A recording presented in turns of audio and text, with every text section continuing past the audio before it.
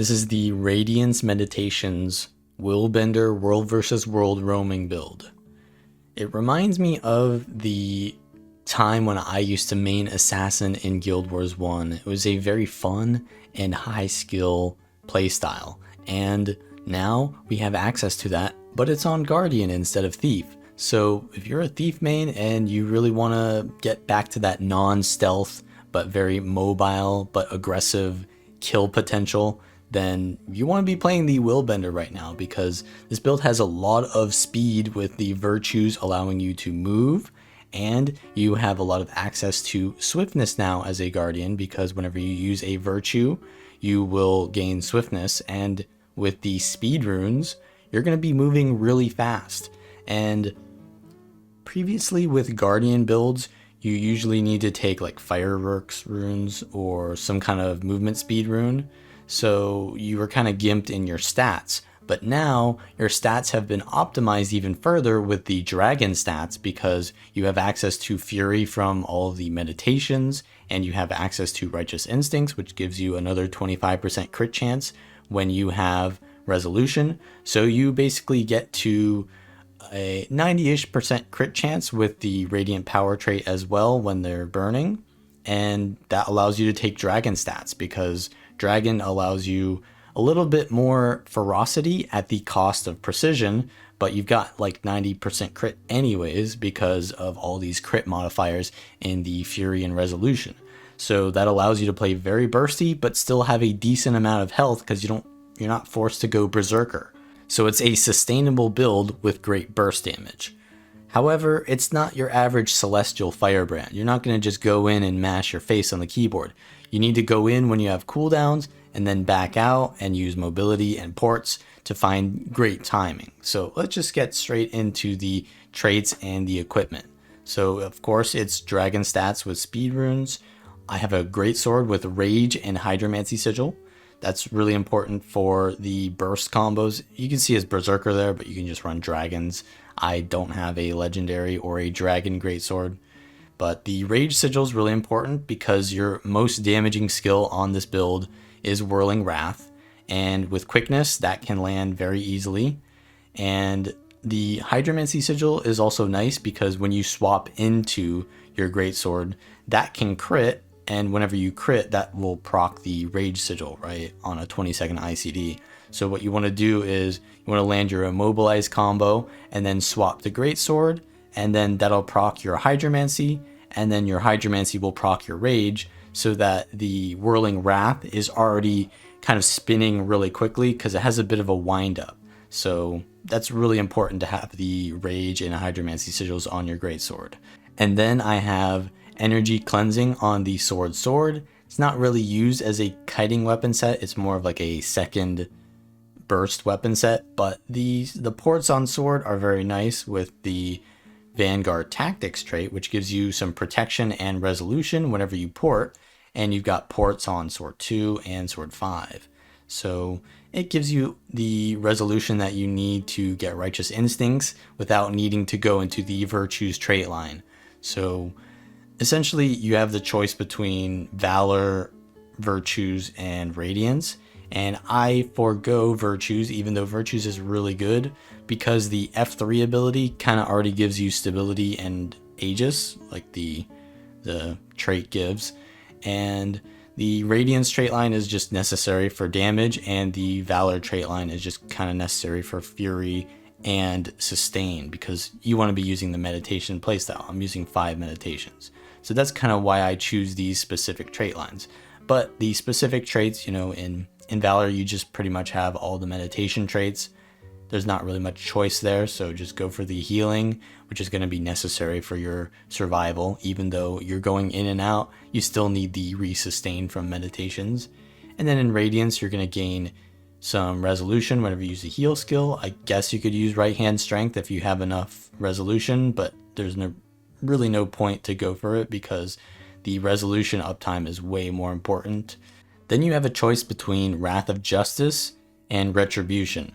Retribution is just going to give you more damage over time, whereas Wrath of Justice is going to allow you these kill windows where you can land your burst combos, and that's kind of really important to the playstyle of this build. So even though it's only a 1 second immobilize and only can land on your F1, and you have to land your F1 to get it, it's still really important because when you do land it, it gives you this really high kill potential. Whereas if you just have more damage, then people can dodge your abilities. So immobilize is really important for landing your damage. And then of course, Righteous Instincts is going to give you crit chance and might when you have resolution. In Willbender, I go for power. That's just more power, more damage. It just fits the playstyle. Vanguard Tactics is going to give you the resolution and protection you need when you're porting in, which is kind of nice because when you do port in, you're generally not staying in there for long. So it allows you to trade damage with others while you have that protection up, and then you can leave right after. So you port in, do damage, and then you get back out. The Grandmaster is Tyrant's Momentum. It's just going to give you more damage.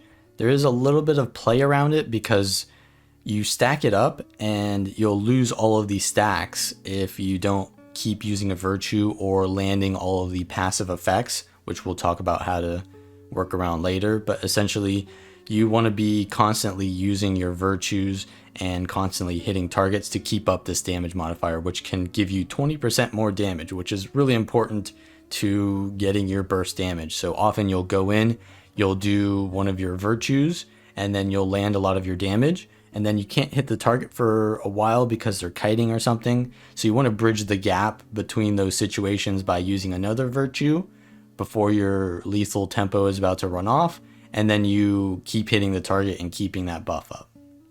Willbender virtues are different from core in that you don't gain a passive effect anymore. You only gain a passive when you've used the active. So the active and the passive are now tied together. So there's no more decision making, should I use this virtue or should I keep the passive? It's always just good to use a virtue. However, you can't have multiple passives going at the same time, so you want to kind of ration them out. So the F1 is a rush towards the target and does a decent amount of damage, and then the passive effect will just give out burning. You have to hit 5 times for the burning to happen, but it's mainly used for the pure damage that you do, which is really nice. And the Willbender flames that are left behind by all of the virtues are kind of just nice to get more of the triggers of the passive. And triggering the passives aren't as good, but you want to trigger them anyways to get the lethal tempo buff, which is going to give you more damage. So it's just nice to get those Willbender flames out there and your symbols to constantly proc that. And then the F2 is really nice. Flowing Resolve will give you a dodge, and it'll remove any movement inhibiting conditions. And it also gives you the Flowing Resolve buff, which will give you healing whenever you hit 5 times. And getting used to using your F2 as a dodge is going to make a huge difference because you've basically got more dodges on Guardian. Guardian lacks dodges and evades, so it often tanks a lot of damage when it's trading. So you have to really time your Flowing Resolve well, and don't be afraid to use it right after your F1 because that's just going to give you more lethal tempo. So, and you have 2 ammo, right? So it's a count recharge of 20, so you don't want to be saving this just to escape. You want to use it to trade damage, and the Willbender flames that are left down behind it are kind of small, but they'll still do a decent amount of damage. So don't be afraid to use Flowing Resolve aggressively. Then there's Crashing Courage. This skill actually does a decent amount of damage. As you can see, it's pretty, it's not as high as the F1, but it's pretty good.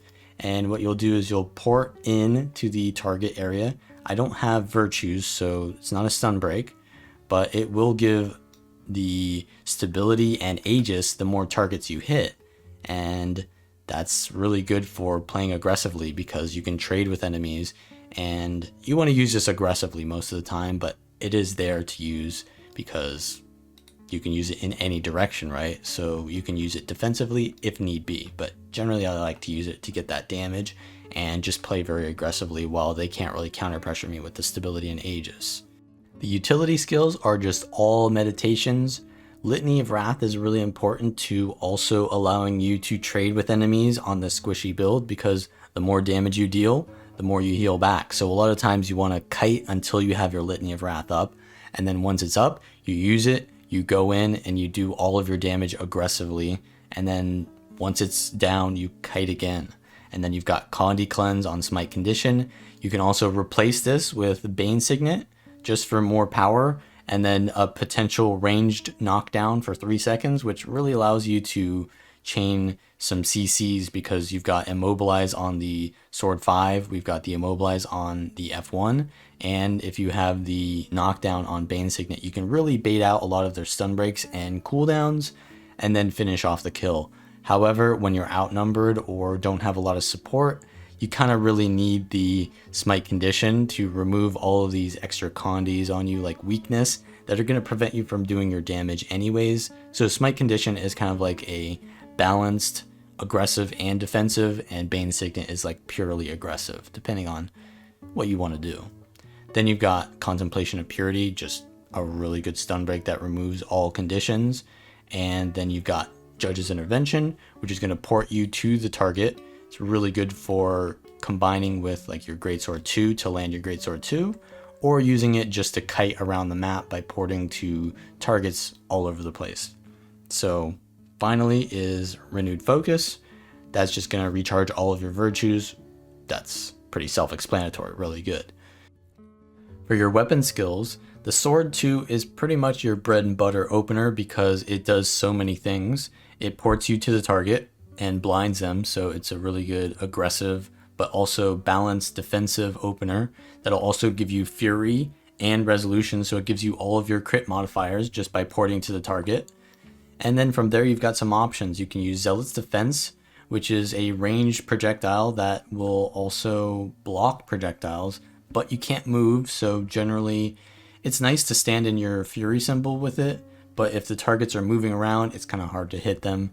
So I mostly like to use this when they're immobilized or when they're coming at me.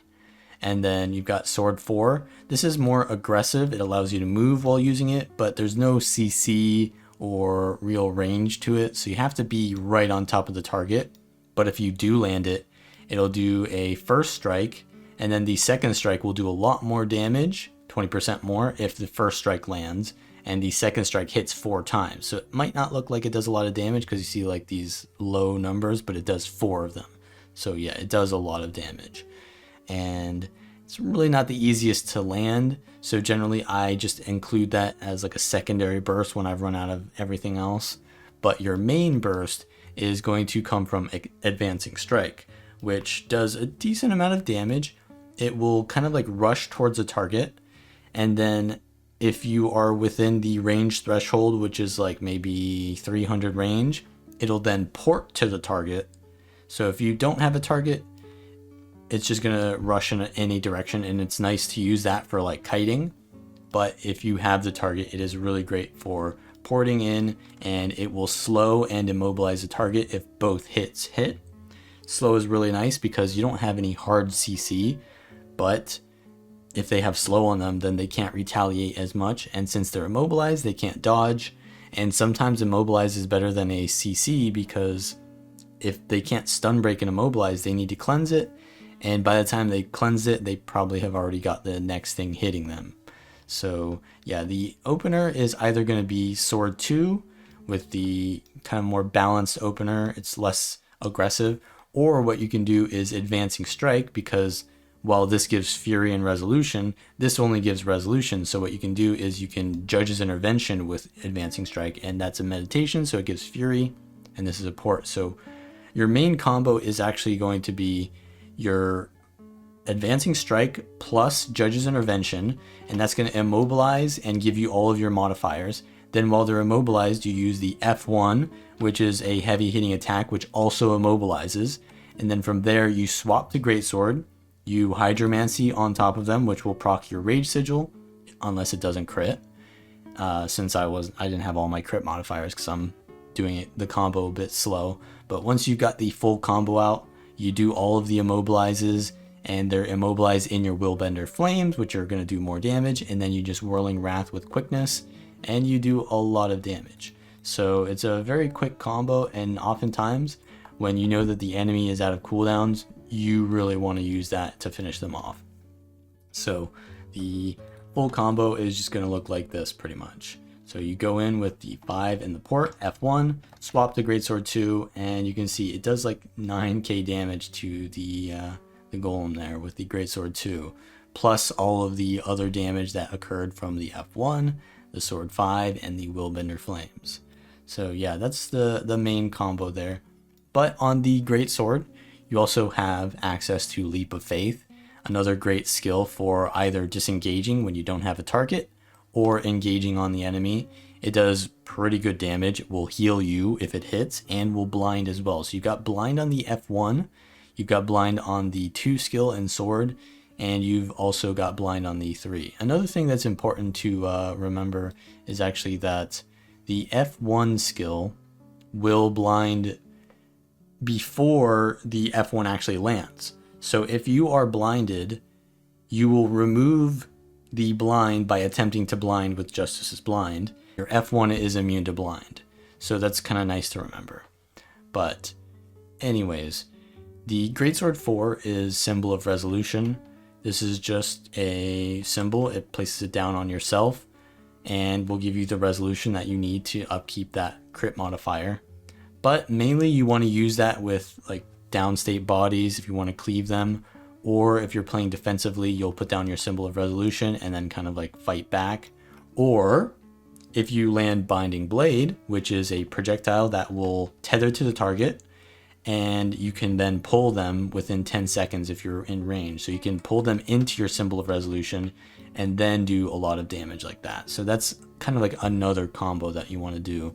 So you do your JI into the Sword 5 into the F1 Greatsword 2, and then from there, when the target tries to run away, you'll Leap of Faith on them and then land your Binding Blade. You don't want to necessarily pull all the time with the Binding Blade because it actually does pulsing damage over time for quite a bit if the entire thing lands. So you want to wait until it pulses quite a bit to get the extra damage, and then put down your Symbol of Resolution, pull them in, and then do your secondary Whirling Wrath. And that's usually going to get you most of your kills unless the target is really tanky. This build does kind of struggle with tanky targets. As always, you know, assassins and squishy builds don't really deal well with bruisers, but we'll talk about some matchups now. One of the classes I struggled to fight while roaming was the Power Herald, and that's because Revenant is played by the best players and the best players tend to win. But Revenant has always kind of bullied DPS Guardian out of the meta, and they usually have better trades because they have a little bit more damage because their Sword 3 will evade while doing damage, so you have to really use your evades during that. But Power Guardian has never really had evades to deal with that, so you kind of just tank that, but they don't really care about your Aegis because multi-hitting abilities. So one thing I really had to learn was that your F2 needs to be used as a dodge, not just for mobility. So getting used to using my F2 to evade key abilities really helps out with not just the Power Rev matchup, but pretty much any matchup.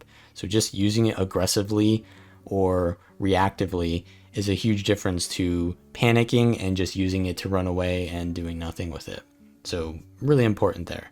Another thing is that I realized that playing aggressively is just pretty much just going to be better, because you can trade damage with your F3 because the Aegis is still very relevant because you're gaining multiple Aegis the more you're hitting, and you can play aggressively when you have your Litany of Wrath up and you have a lot of damage on the build. So if, for example, a Power Rev is going to use their 2 dodges, then they're going to use their Sword 3, then their Staff 3, and then their Staff 5. But I have more bursts than, 6 evades because I can go in with my Sword 2 if they dodge that. I go with my Sword 5. If they block that, then I wait to use my F1, and then I use my Greatsword 3. The blind is really nice for trading, and then I can use my Binding Blade. And if you get a Revenant with Binding Blade, you can pull them out of their block, you can pull them out of their Sword 3, and generally that really helped me out to start winning that matchup. Condition classes are kind of a joke for this build because you have so much condition cleanse, you have resolution permanently, so you're taking less condition damage. So really, I don't worry about condition classes at all, so long as you just don't waste your condition cleanse meditations, you should be fine. However, tanky classes were a huge issue for me because they would win their trades and my mobility was not really relevant because I mean, while I can go out and reset, then they would just fully heal. So I really needed to play more aggressively in those situations too. But in general, you can just play this as an assassin. You're not really required to fight those tanky builds because you can choose when to go in and when to go out because you have the mobility. So really against like Blade Sworns, I struggled quite a bit because they have so much trading potential and their unblockable and unblindable Dragon Slash was pretty hard to deal with. But I realized that trying to play around the Dragon Slash was mostly just done by being aggressive, because if you force them to use their Dragon Slash early because you're doing so much damage while they're charging that up, then they're forced to use Dragon Slash early and it doesn't really do as much. And if they're just sitting there charging Dragon Slash because you're trying to counterplay it by running away, then they're just healing because they're gaining might. So generally, I just went as aggressive as possible, and really what was the most dangerous thing then was dealing with their gun saber abilities, which do quite a bit of damage. So to trade with their gun saber, I just used my F3 and I used my heal skill to convert damage, and then I would go into as aggressive as possible when they go into Dragon Slash. And if I had good timing with my dodge and my F2, then I could maybe dodge the Dragon Slash. But if I just put more damage on them than they could deal with the charge, then they were forced to leave Dragon Slash early. So that kind of worked out. I didn't really struggle to fight any thieves, but I also, in my opinion, didn't fight any good thieves while I was roaming. So I figure that you probably don't have a good time against thieves because you can't trade damage while they're in stealth. But always, you have the control in that situation. When someone decides to play perma stealth, then you just run away. And Willbender, I think, actually has more mobility than a thief, so you can actually disengage from a thief. If you can target neutral mobs or like structures and just port towards them, you often can just get out and escape a thief.